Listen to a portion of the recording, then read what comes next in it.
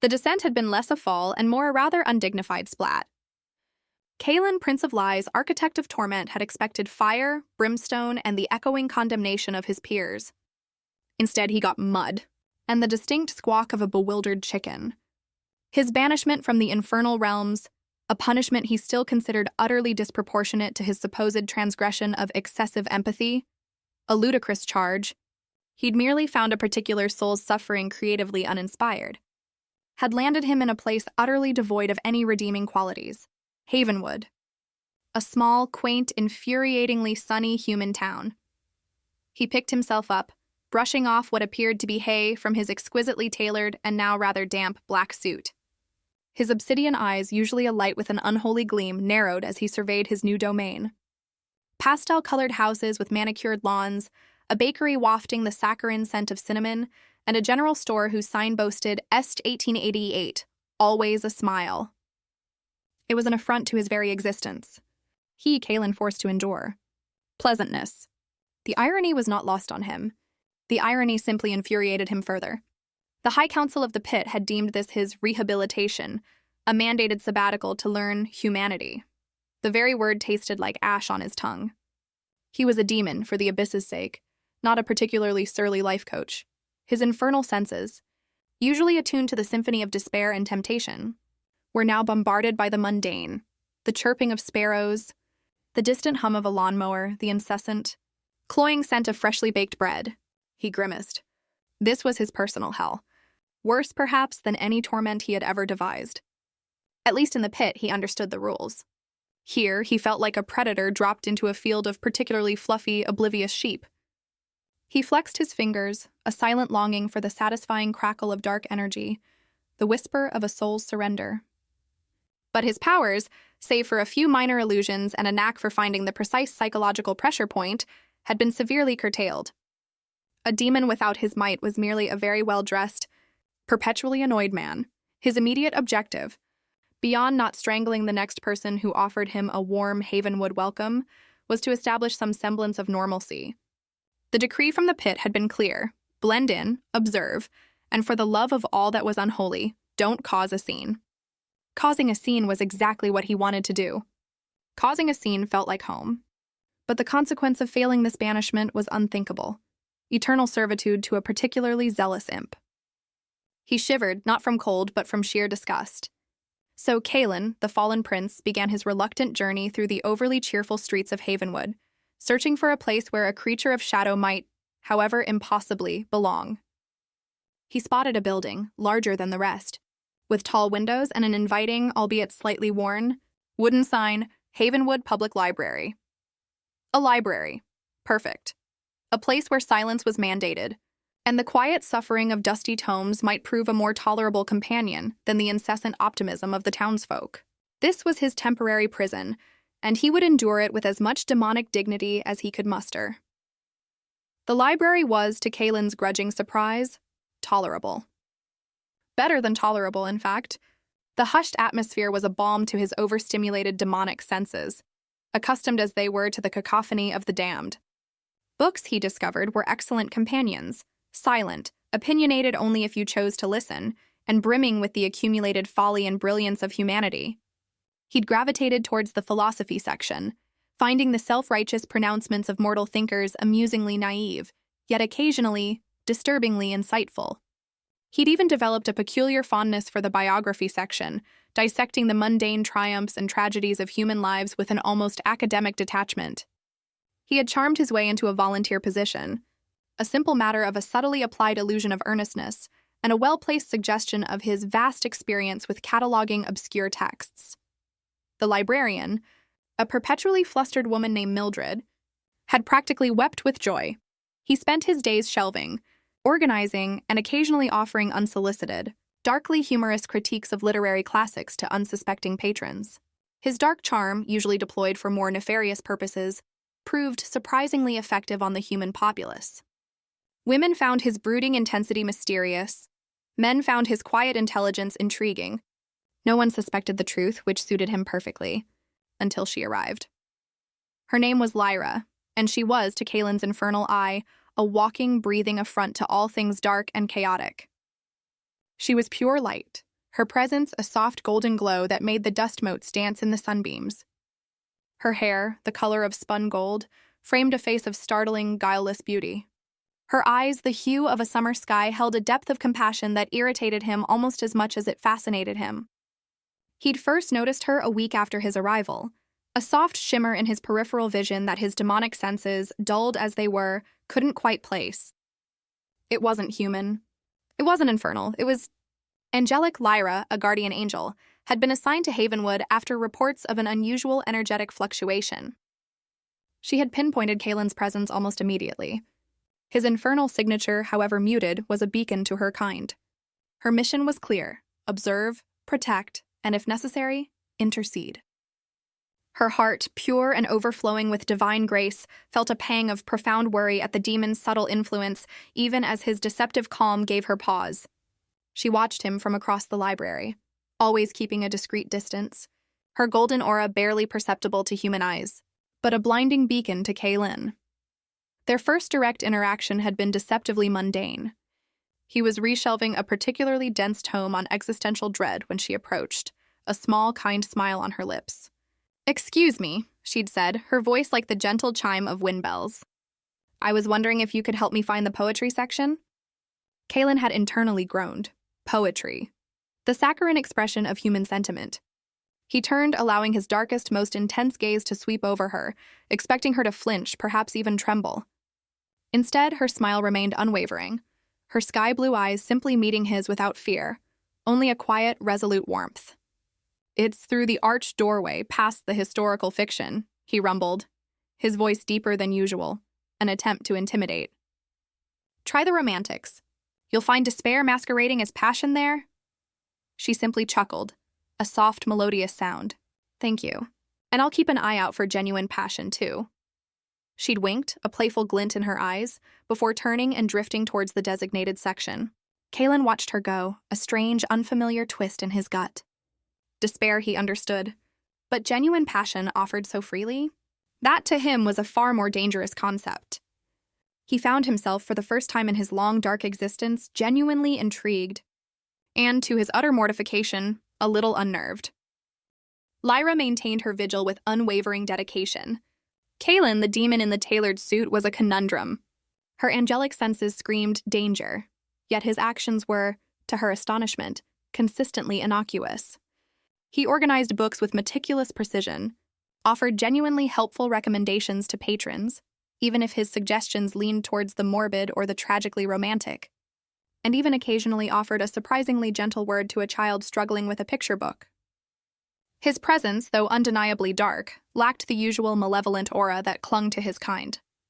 It was as if his banishment had stripped him of his immediate capacity for open malice, leaving behind only a simmering internal cynicism. She watched him, her bright eyes missing nothing. She saw the way his obsidian gaze would track the small kindnesses in the library. A teenager helping an elderly woman reach a high shelf, a parent patiently reading to a restless toddler. A flicker of something unreadable would cross his face, gone before she could truly decipher it. Was it disgust? Confusion? Or something else entirely? Lyra had been sent to observe, and she observed. She catalogued his habits, noted the subtle shifts in the air around him, the way he subtly influenced human perception without truly harming anyone. He made people slightly more agreeable, a little less likely to question his imposing presence, a touch more inclined to forget to ask for his credentials. Minor deceptions, harmless in the grand scheme, but undeniably demonic in their subtle manipulation. One afternoon, Kaelen was meticulously cleaning a rather dusty display case of local historical artifacts, a task Mildred had optimistically assigned him. Lyra, feigning interest in a particularly dull history of Havenwood's founding, stood nearby. He was humming a low, wordless tune, a sound that was surprisingly melodic, even if it had a faint, melancholic undertone. "You seem surprisingly adept at domestic duties," Lyra remarked, unable to resist. Kaelen paused, his cloth hovering over a chipped porcelain doll. He turned his head slowly, his dark eyes meeting hers. "One develops certain aptitudes when one has millennia to fill," he drawled, a hint of dry amusement in his voice. "And my previous profession involved far messier endeavors. This is practically sterile by comparison." Lyra's smile faltered slightly. And what was your previous profession, if I may ask? She pressed gently, testing the waters. Kaelen returned to polishing the doll, his movements fluid and efficient. Let's just say it involved a great deal of soul-searching, he replied, a sardonic twist to his lips. And I found most souls to be remarkably pliable. He glanced at her, a knowing glint in his eye. Though I suspect yours would be rather resilient. Lyra felt a prickle of unease, but also a strange surge of determination. He knew. He knew she wasn't entirely human, or at least he suspected. She met his gaze directly. My resilience is born of conviction, she said, her voice firm, and a belief in the inherent good. Kaelen let out a soft, humorless chuckle. A quaint notion, he murmured, and one that often leaves one terribly vulnerable. Their eyes locked, a silent battle of ideologies unfolding across the dusty display case. Lyra felt the magnetic pull of his presence, the undeniable force of his ancient power, even as she resisted it with every fiber of her being. She was an angel, a protector of the light. He was a demon, an embodiment of shadow. Their very natures were antithetical. Yet, in the quiet hum of the library, under the gentle afternoon sun, a spark of something undeniable had begun to flicker between them. And it was terrifyingly, thrillingly real. The unspoken tension between Kaelen and Lyra became a quiet hum in the library, unnoticed by the human patrons, but a palpable force between them. Their interactions, initially brief and guarded, grew more frequent, punctuated by loaded glances and subtle challenges. Kaelen found himself, to his profound annoyance, increasingly drawn to her. Her unwavering light was a stark contrast to his inner darkness, and yet he couldn't seem to tear himself away. He would catch her watching him, a thoughtful, almost curious expression on her face, and a strange satisfaction would unfurl within him, a sensation he refused to acknowledge as pleasure. He despised her goodness, her purity, and yet a part of him craved the warmth of her attention. One rainy afternoon, the library was unusually quiet, save for the rhythmic patter against the windows. Kaelen was in the back, attempting to decipher a particularly illegible donation box full of forgotten periodicals. Lyra, sensing a moment of solitude, approached him. You know, she began, her voice soft, you don't have to pretend here. I know what you are. Kaelen froze, a century-old magazine slipping from his grasp. He slowly straightened, turning to face her. His eyes, usually pools of bottomless night, hardened. And what precisely do you believe I am, little bird? He growled, the demonic edge momentarily slipping into his voice. Lyra stood her ground, her gaze unwavering. You are Kaelen, Prince of Lies, she stated, her voice devoid of accusation, only quiet certainty. Banished from the pit, condemned to learn humanity, she paused, a gentle smile touching her lips. And I am Lyra, a guardian angel, assigned to ensure your rehabilitation doesn't turn into a demonic takeover of Havenwood. Kaelen stared at her, a flicker of something akin to surprise, quickly masked by disdain. So, my jailer then? He sneered. Lyra shook her head. More like your spiritual accountability partner. A dark chuckle rumbled in Kaelen's chest. Accountability? From an angel? The irony is rather delicious. He stepped closer, invading her personal space, testing her resolve. What if I told you I have no intention of changing, little angel? What if I told you I relish in the darkness, that I yearn for the chaos of my true home? His eyes bored into hers, searching for fear, for doubt. But Lyra simply held his gaze, her expression softening. Then I would tell you that you are very good at deceiving yourself, she whispered, her voice barely audible above the rain. I see the way you look at the children here, the way you carefully mend a torn page, the way you hum a quiet tune when you think no one is listening. There is a seed of something else within you, Kaelen, something you try very hard to bury. His breath hitched, a sensation so foreign it startled him. He felt exposed. Her words, so gentle yet so piercing, struck a chord he hadn't known existed within him. He wanted to rage, to lash out, to deny her claims with every fiber of his being. But something held him back. It was her gaze, full of an understanding he neither deserved nor comprehended. He was a demon, a creature of shadow, and she was an angel of light. Their natures were antithetical, yet in that moment, under the quiet gaze of the guardian angel, Kaelen felt a connection that transcended their inherent conflict. It was dangerous, forbidden, and utterly terrifyingly compelling.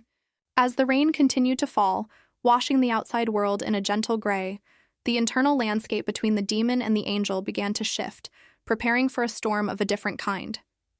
He knew, with a certainty that chilled him more than any infernal fire, that his banishment to Havenwood would be far more complicated than he had ever anticipated.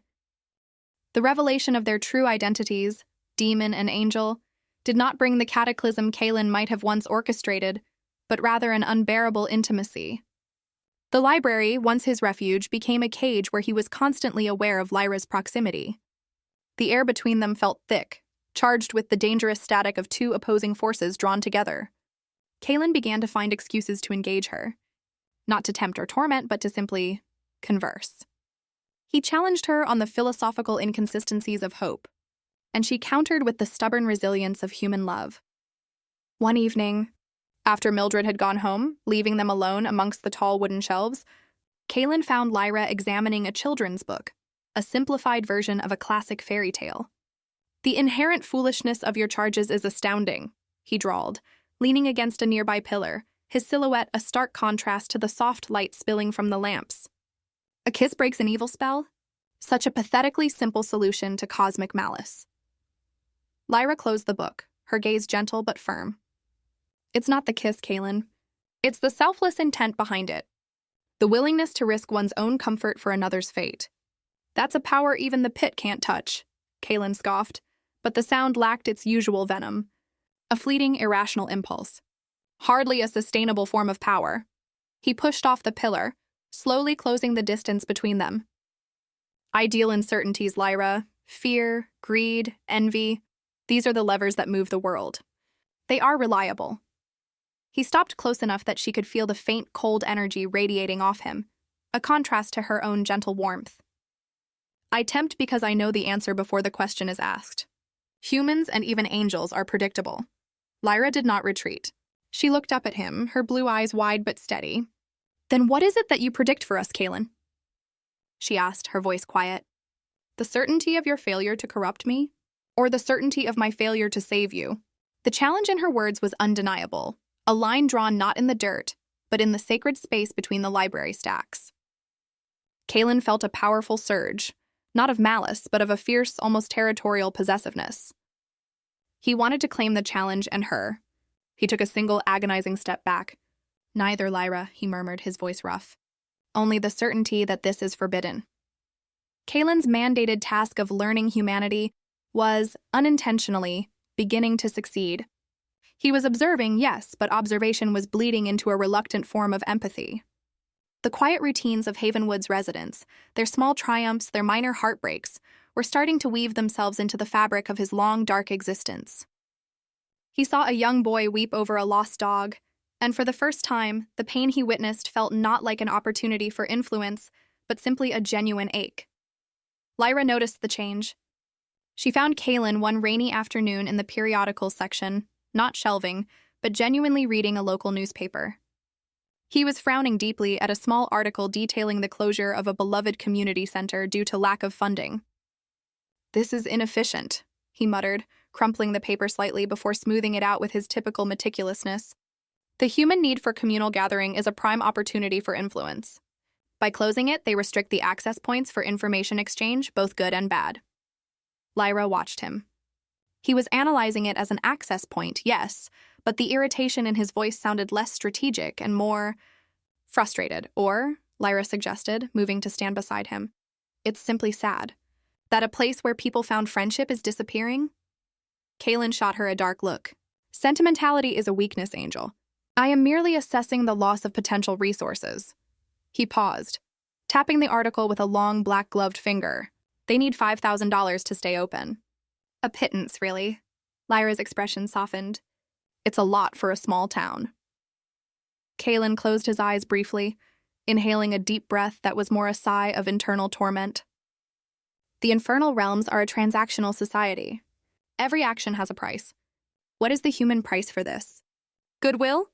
Lyra smiled, a genuine luminous expression that made his non-existent demonic heart thump with a strange, unpleasant rhythm. "The price is simply caring, Kaelen." He stared at her, genuinely perplexed. A demon, paying a price for a closed community center. It was absurd. Yet the thought of the children losing their quiet meeting place, the elderly their weekly bingo, it felt like a disruption to the fragile balance he had, against all odds, grown accustomed to. He turned away, a spark of dark resolve in his eyes. He would find a transactional way to solve this purely human problem, if only to prove Lyra's caring was an unnecessary variable. The demon was never one for charity. His intervention in the community center crisis had to be executed with the cold, impersonal precision of a financial takeover. Kaelen spent the next few days in the library's local history section, using its ancient computers, a feat of patience in itself, to research the town's key players and monetary flow. He identified the wealthiest, most pompous man in Havenwood, a property developer named Silas Thorne, and the exact psychological pressure point needed for leverage. Greed. He cornered Thorne in the library's foyer, applying a subtle but effective illusion of oppressive power that only Thorne could perceive, making the air in the small space heavy and cold. "Mr. Thorne," Kaelen purred, his voice dropping to a low, hypnotic register, "I have a proposal that will guarantee you a considerable tax rebate, exclusive social cachet, and the removal of a certain embarrassing legal hiccup regarding zoning permits." He laid out a brief, exquisitely crafted plan to make Thorne the community center's anonymous, benevolent patron, painting it as a flawless, self-serving strategy. Thorne, sweating slightly under Kaelen's intense, infernal gaze, signed the papers with a shaking hand, believing he was committing a brilliant, self-serving act. Lyra observed the entire transaction from the stacks, her angelic senses noting the subtle manipulation of Thorne's avarice, but also registering the outcome. The center was saved. Kaelen had used his demonic gifts, cunning, influence, and the mastery of human weakness, to perform a selfless, necessary act of good. She approached him as he folded the legal documents, her brow furrowed. "You did it," she whispered. "You used your darkness to create light."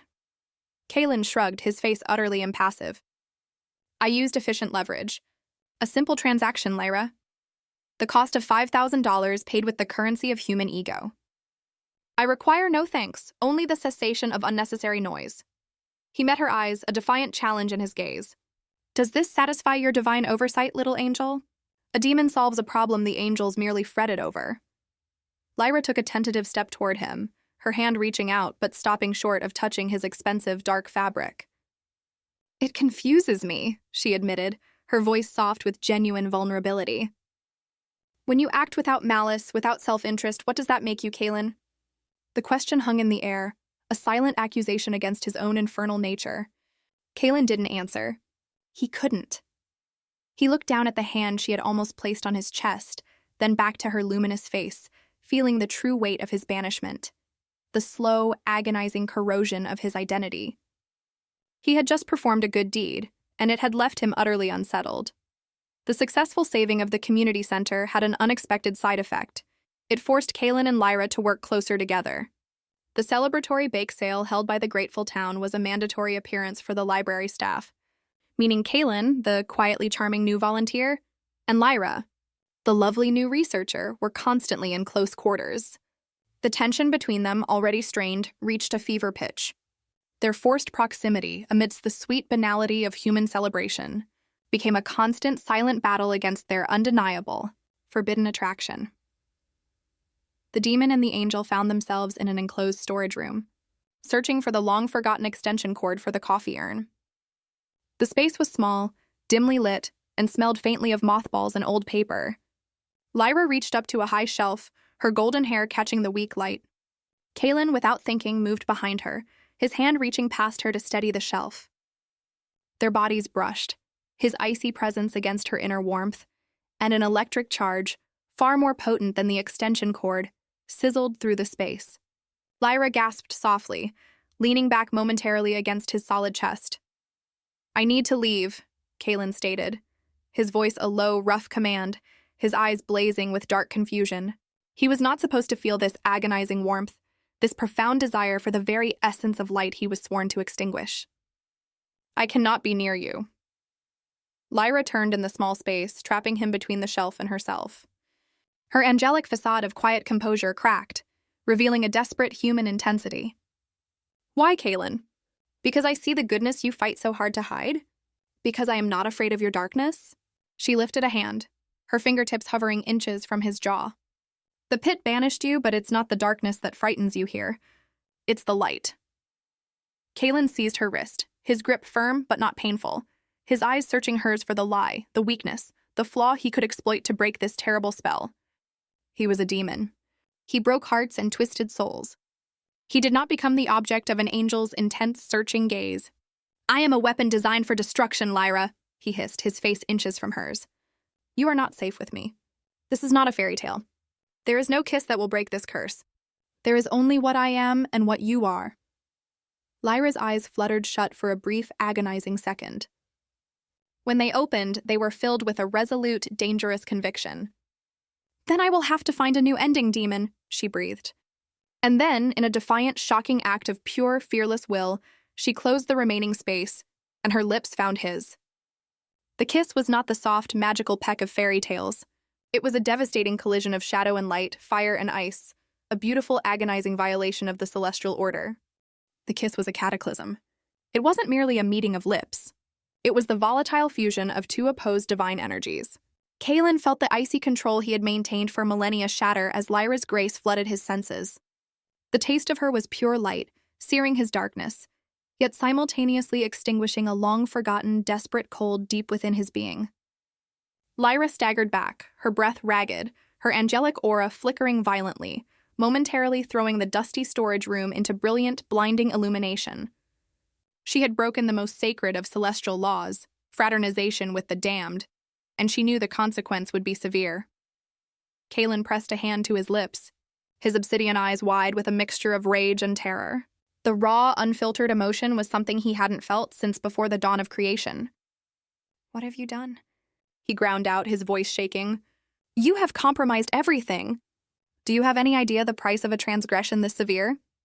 Lyra met his furious gaze, her fear eclipsed by a strange, reckless triumph. I know the price of denial, Kaelen, and I was tired of paying it. She took a cleansing breath, regaining some of her angelic composure. We are bound now. Whether by the laws of heaven or the chaos of the pit, we are linked. Your banishment has changed you, and your presence has changed me. We are no longer simply a demon and an angel. We are a variable. He watched her, the furious heat of his immediate reaction slowly cooling into a glacial resolve. She was right. He felt a deep, unfamiliar shift in his essence, a softening around the edges of his darkness that felt profoundly dangerous. The pit would sense this. Heaven would condemn it. He needed to disappear, to sever the tie, but the mere thought caused a physical ache, a testament to the depth of the forbidden connection. If we are a variable, he stated, stepping out of the small room and back into the ordinary silence of the library, then we must ensure that our deviation does not lead to utter annihilation. He looked at her, his expression a mask of cold strategy. We have to figure out who is watching us and what they plan to do when they realize the nature of this anomaly. The answer to Kaelen's strategic question arrived less than 24 hours later. A shift in the town's atmosphere, a heavy, suffocating weight that pressed down on the usually cheerful populace, alerted both Kaelen and Lyra simultaneously. It was a heavenly signature, but one imbued with the cold, unyielding rigidity of divine law. An inquisitor. The Angel of Inquiry, named Raziel, was an imposing figure who materialized in the middle of the library's main floor, ignoring the confused gasps of the three elderly patrons present. He wore armor of burnished silver that seemed to absorb all light, and his face, though classically beautiful, was utterly devoid of empathy. He immediately fixed his merciless, judging gaze upon Lyra. "Guardian Lyra!" Raziel's voice boomed, resonating with celestial authority. "You are under immediate arrest for collaboration and compromise with a designated infernal entity. You are to return to the third sphere for judgment." Lyra stepped forward, her light dimming in deference, yet her spine remaining straight. "Inquisitor, I assure you my mission has not been compromised. I have merely employed unorthodox means to observe the entity's rehabilitation." Kaelen moved instantly, placing himself squarely between Lyra and the Inquisitor. His appearance shifted subtly. His eyes flared crimson, his suit became sharper, and the cold power he had suppressed rushed to the surface. "Your arrogance is misplaced, Angel," Kaelen snarled. a genuine demonic threat lacing his tone. "This is my banishment." She is merely observing the process. "If you want her, you will have to deal with me." Raziel looked at Kaelen, his lip curling in undisguised disgust. "Kaelen of the Abyss, you are an irrelevancy here, a cast-off. Do not presume to interfere in the affairs of heaven." Raziel raised his hand, gathering a bolt of pure, annihilating white energy. The intent was clear: destroy the demon, neutralize the threat, and reclaim the errant angel. In that moment of blinding power, Kaelen did something truly unprecedented.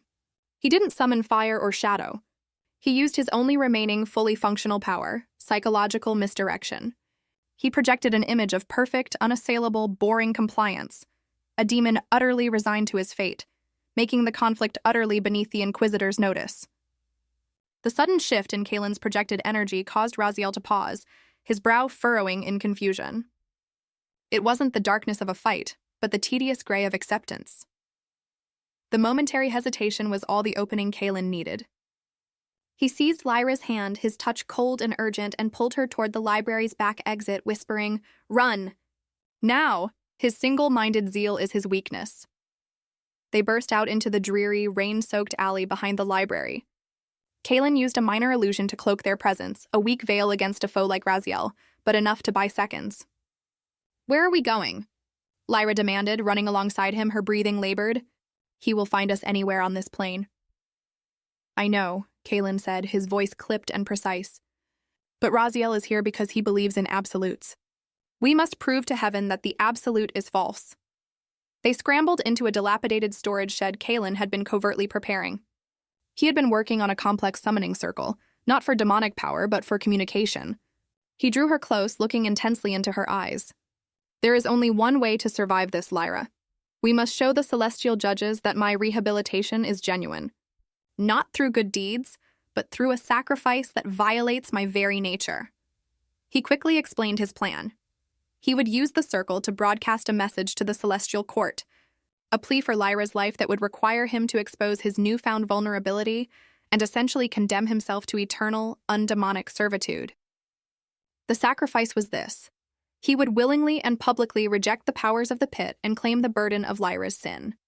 It was a complete repudiation of his identity, a self-mutilation of his very soul. Before she could protest, he activated the circle. Kaelen stood in the center, bathed in the sickly green light of the makeshift portal, his face a grim mask of terrible resolve.